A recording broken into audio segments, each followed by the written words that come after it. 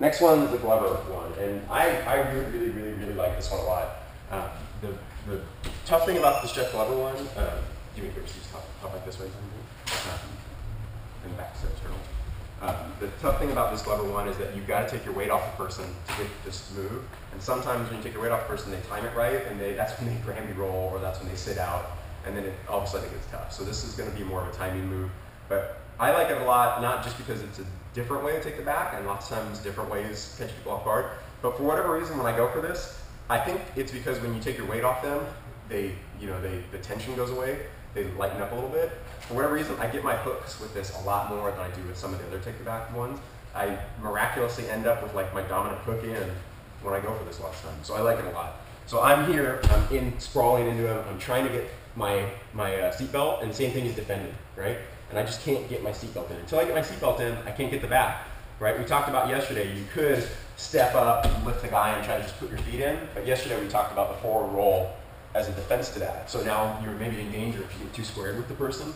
So instead what I'm gonna do is I can't get my grips, I'm gonna put my hand on his hip, and if I was in the front, I would put my hand kind of just on him, right? I'm gonna use, because I'm right-handed, I'm gonna use my left hand. If I was left-handed, I would use my right hand.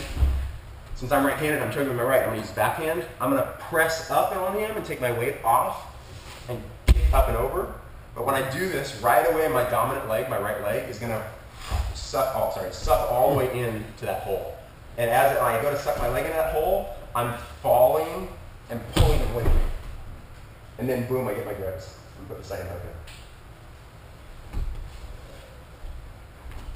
So you definitely, when you go to do this jump and slide in, the guy's not just going to give you these perfect holes to slide your heels into. You're going to have to, as you go to hop up, it's grabbing the guy by the lat, the shoulder, the skirt, whatever it is. No gi, same thing. Grabbing the guy and it's pulling him this way and sliding your foot in, your dominant foot. So I've connected my hip, right?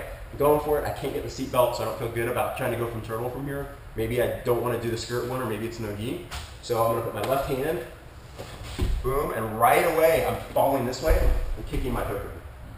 Then I get my grips, head tight, second hook in, nice and tight, nice and square.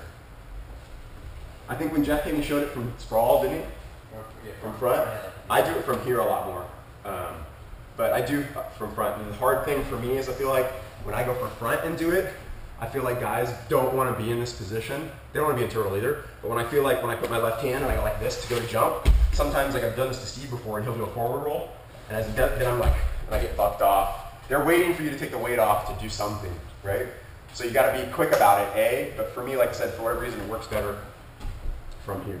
So I was here, I couldn't get my grips, hand to the hip, straight up, kick this back leg up and over, and right away, if you can get the seatbelt, awesome, but you're not staying here. There's no break in the technique. There's no part 1, 2, 3, 4. As soon as you get up, you're falling. Kick your bottom leg in and get your grips. Second hook in, hold it tight. We're not going to talk about body triangle a ton today, but one other thing that I'm just going to show really quickly from this position, because this is kind of like a quick swirling take the back. When I jump and get to this position, I probably am going to get this bottom hook in if Steve doesn't do like a forward roll or scrub me or do something like that. When I get here though, I might not have great back control and I don't have my second leg in, right?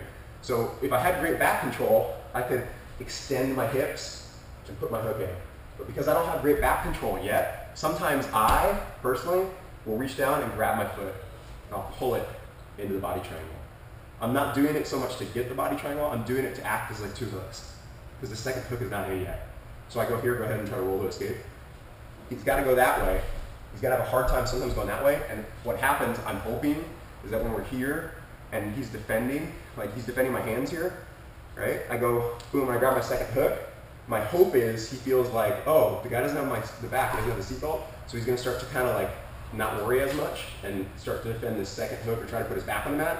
That's my opportunity to go back to these grips. Now I can open him up and put this in.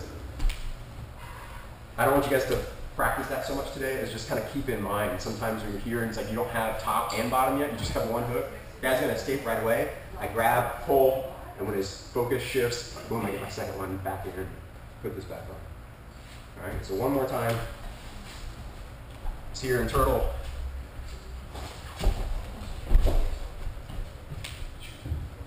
All right, guys, you want to get the seatbelts as fast as possible. I just wanted to show that as kind of a side detail. Go for it, guys.